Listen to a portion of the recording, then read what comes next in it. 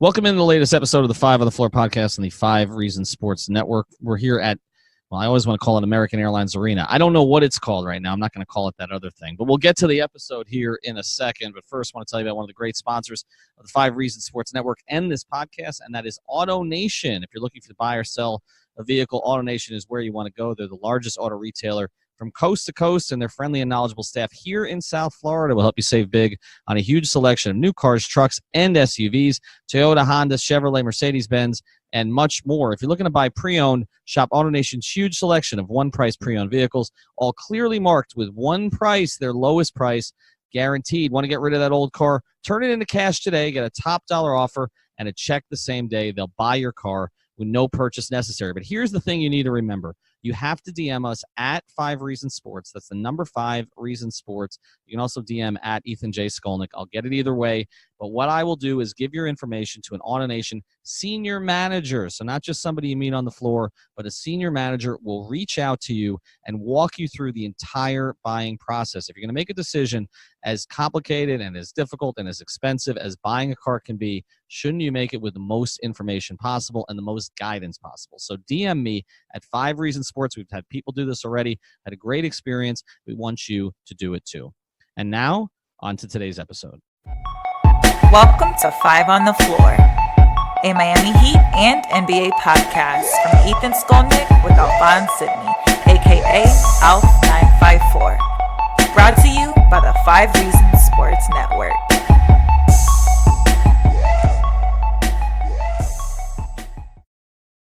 All right, Ethan Skolnick back at the arena in Miami on Biscayne Bay. Today was the red, white, and pink scrimmage, and so we've got 2 parts to this episode, a little bit of a bonus. Alex Toledo, who's here, you can follow him at Tropical Blanket on Twitter. He was here at the scrimmage as well. We had the largest presence, or 2 people, of anybody, of all the local media outlets, at the red, white, and pink scrimmage. So we're going to give you some insights on that, go through the 5 things that we picked up today. But also afterwards, I did a few minutes with Bam Adebayo alone the other day. There's one part of this I think that is news, actually. The rest of it is just interesting about his offensive game. So we'll get through this, and then we'll go to Bam Adebayo. But let's go through the 5 things today. And the first thing that I took away is always what I take away from these scrimmages, which is who starts on the 2 teams.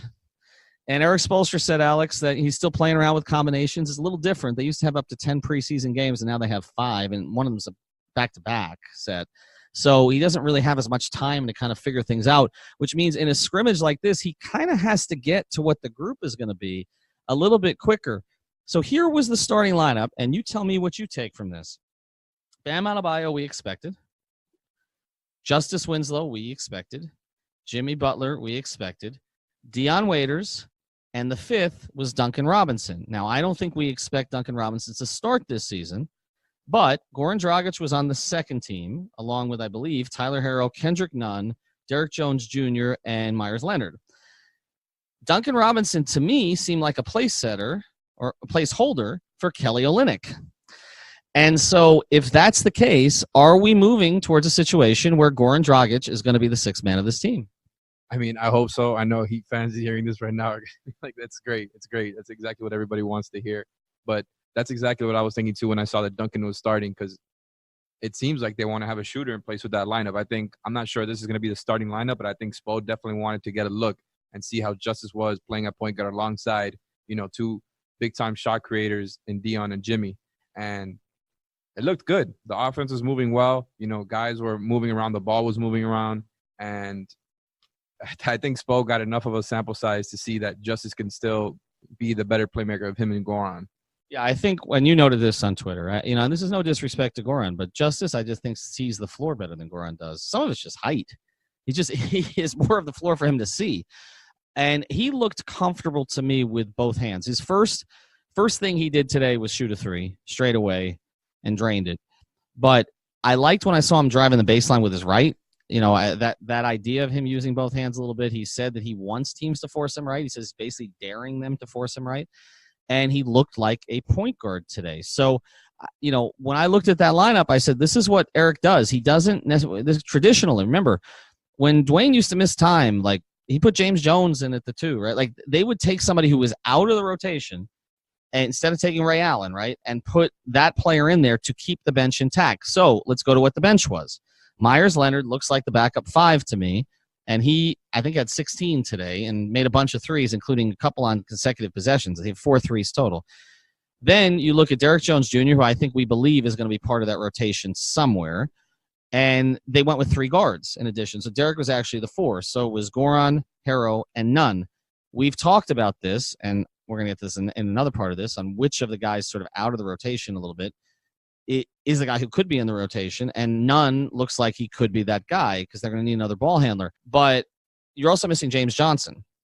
So I'm just curious, if James Johnson gets himself back in shape, who does he replace on that second unit? If we're going to assume that Olynyk is going to replace Duncan and maybe force Duncan out of the rotation entirely, if they play 10, who is the guy that gets bumped for James Johnson?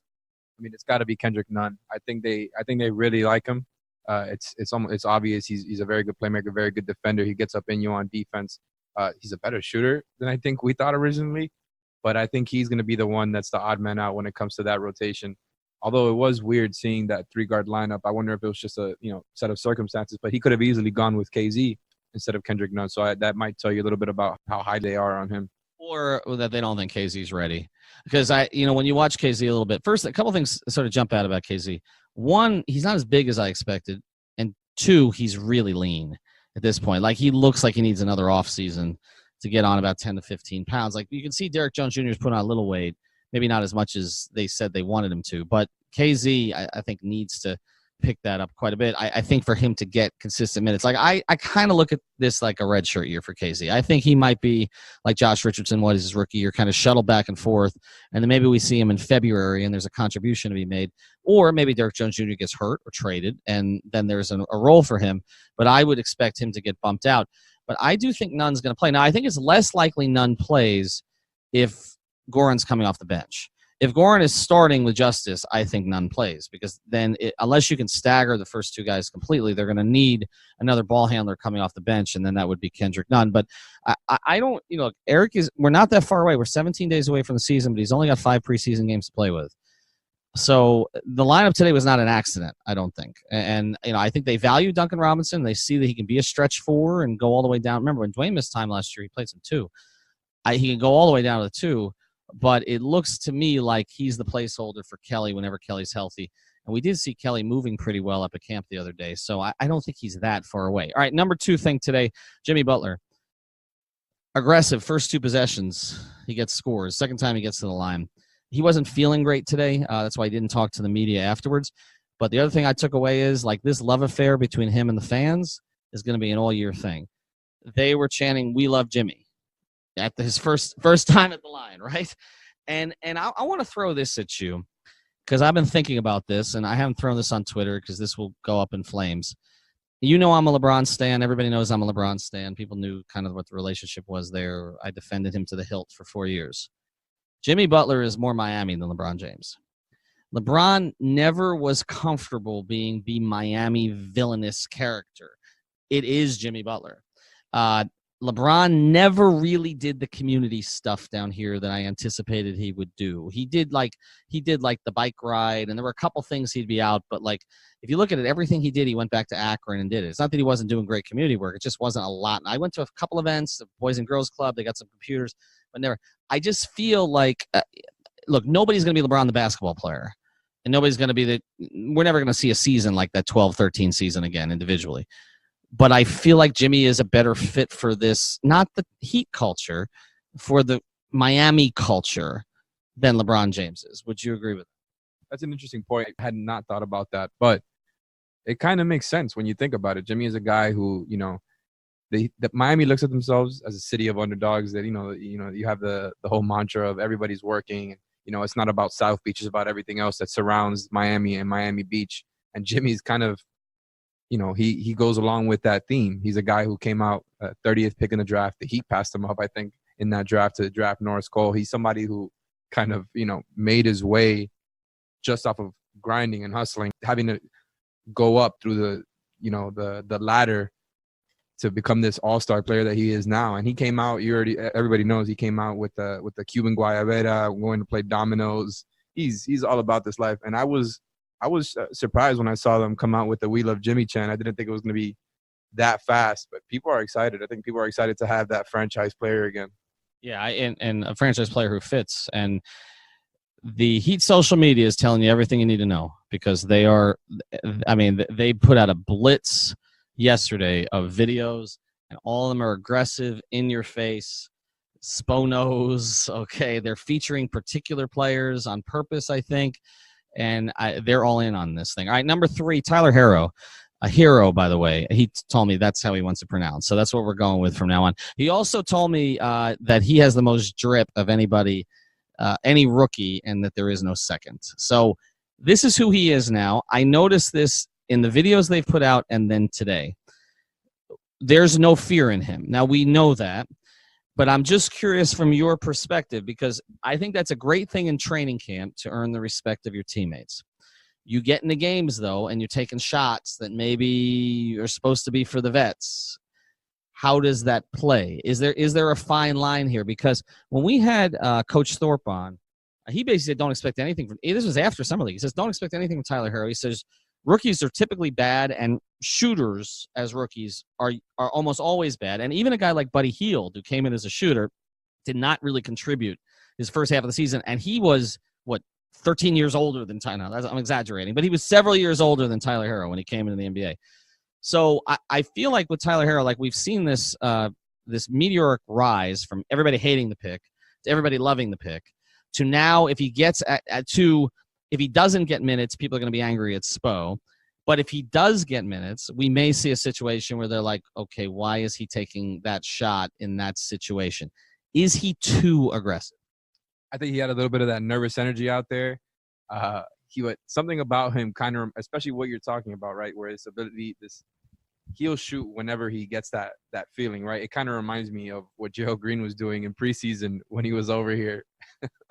But I like that he's really confident, and I do think you have a point about rookies not being good, especially rookie shooters. Tyler, although he's a little bit bigger than I thought he was when he first got drafted, as far as his frame goes, there were guys going straight through him on the defensive end. If he doesn't perform on the defensive end, if he looks like a turnstile on defense, and if he starts taking too many shots, he could definitely have a short leash. And I wouldn't be surprised if Spo was just playing Duncan Robinson early on. But at the end of the day, we've seen Spo tell these guys a lot of these times, green light, keep shooting. So I think it is a fine line, like you said.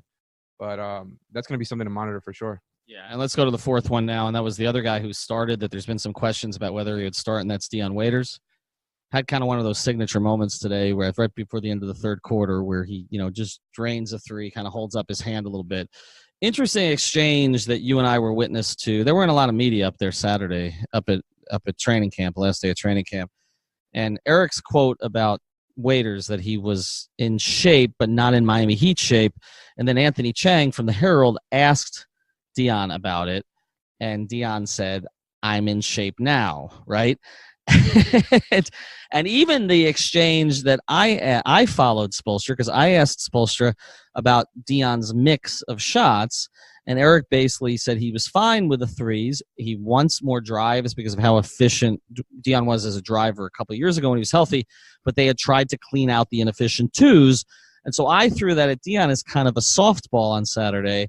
And Dion really rejected that also. He said, basically, it's basketball. If a guy goes off you on a screen, you got to shoot the ball. I feel like there's this tension there that worked in the 16-17 season between Spo and Dion.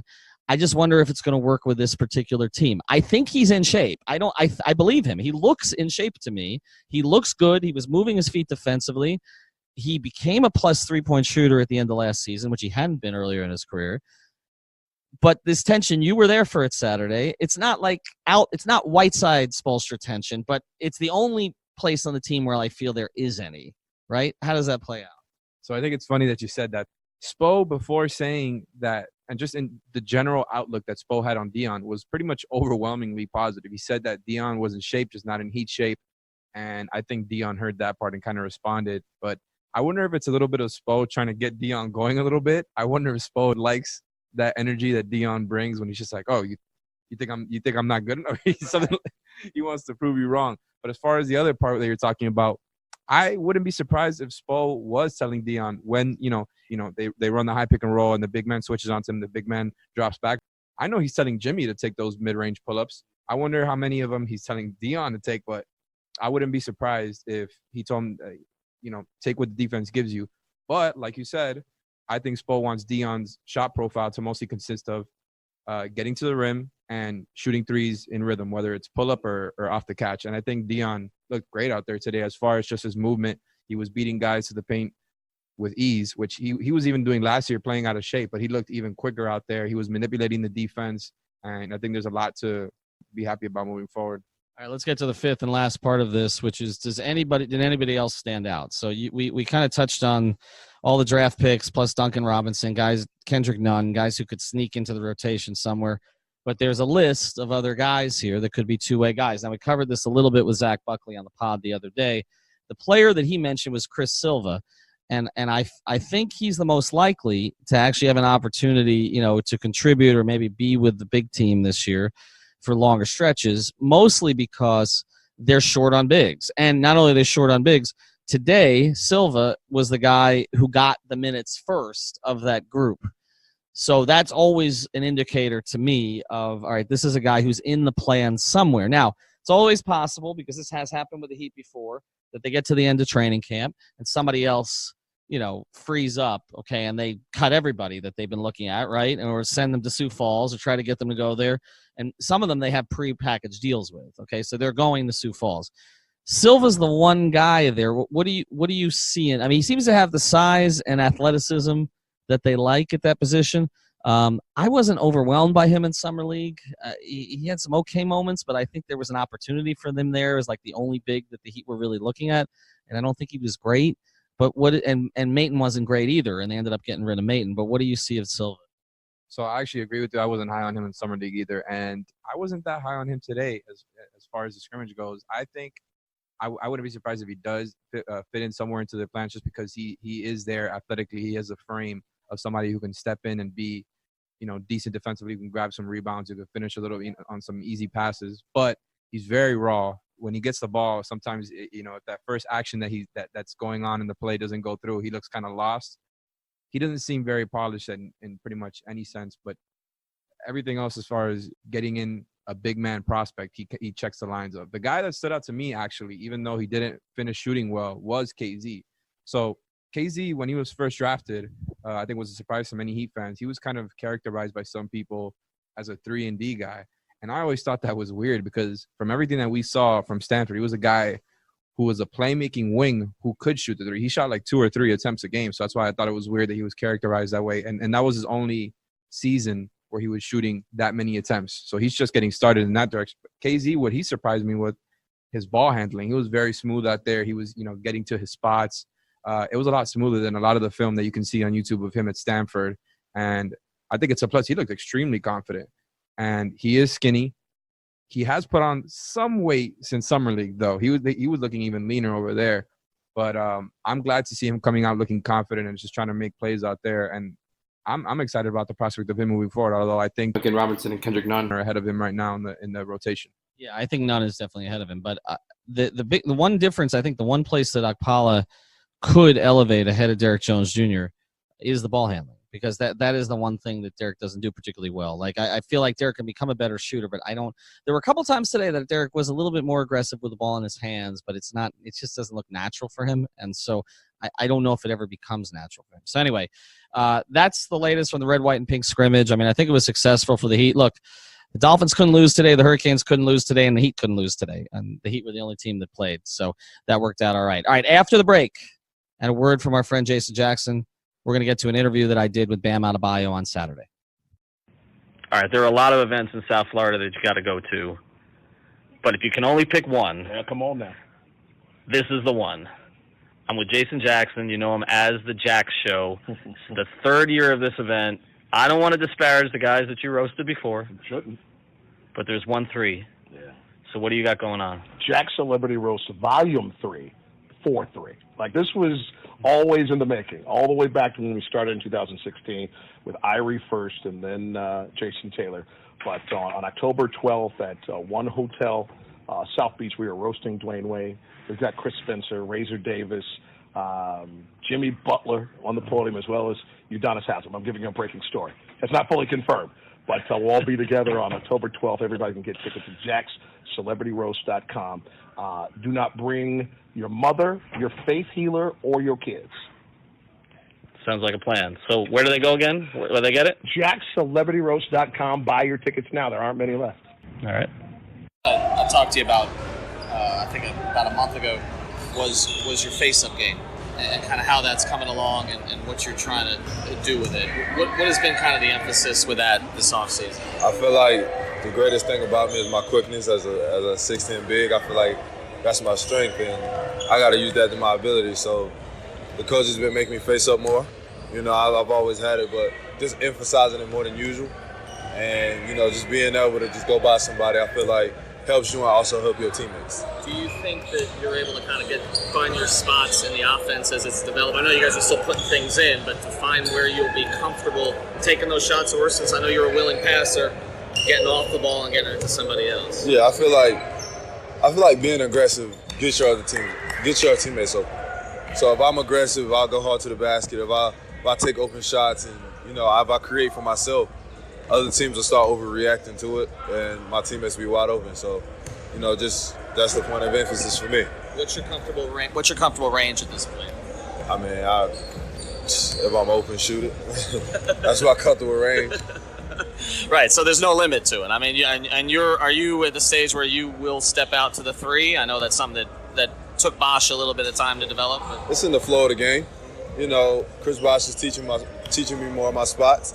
And I'm just trying to emphasize that when we play one-on-ones or 3-on-3s and 5-on-5s. The post game too. I know the game has changed where it's not as much throw the ball into a big and sort of let him work, but I know you've worked on your footwork quite a bit. Where are you with that? Yeah, just being able to score quick. I feel like that's a big thing for bigs, and being patient. So my whole thing was, if I'm patient, then, you know, he'll make the mistake. And I learned that from D Wade. He taught me a little something about being patient and, you know, just thinking about it and then becoming more of a player and having a bigger responsibility. I feel like that's helped me in my post. You want to run, right? Yes. And you want to handle some on the break, right? Because we saw you do that at times last season. Yeah. Just getting out, I feel like that's better for our offense, get everybody out. It's kind of like having 5 guards on the court. So, you know, getting in the triggers quick and, you know, just getting easy opportunities for us to score. It looks like this is a team that will be able to run. I mean, Goran's always wanted to push. Tyler likes to push. Dion will push. Justice will push. Jimmy is really effective in transition. Do you think this team can run more maybe than it has the past couple of years? I feel like we can. Just everybody's mindset has shifted to running and getting out. We want easy layups. We want easy points. And, you know, we just want to make the game easy for us. Looking back at it, not to get into the specifics of it, but I know you were excited about the whole Olympic thing or the U.S. thing, but now getting the extra time with your body, did it end up working out okay for you just in terms of being prepared for this camp? Because you were able to get the work done on your own, right? It would have been good either way. I mean, if you look at it, if I would have went to FIFA, I would have been in great condition. So going into camp, I would have been good condition-wise, and, you know, I would have been ready to play, getting used to refs, and I didn't. So, I mean, it got me closer to my teammates and, you know, Jimmy coming here. So it gave us more time to, like, really bond as a team. Did you watch any of it? No. You didn't watch a game? No. Okay. And last thing, I asked you, again, about a month ago what the expectations were for this season. Now seeing this team on the floor and how you fit, you feel even better about it than you did before? Yeah. Just knowing everybody's walking into this with a pure heart. Everybody's willing to sacrifice, and we want to win. So I feel like all this work we're putting in will pay off. Thank you, man.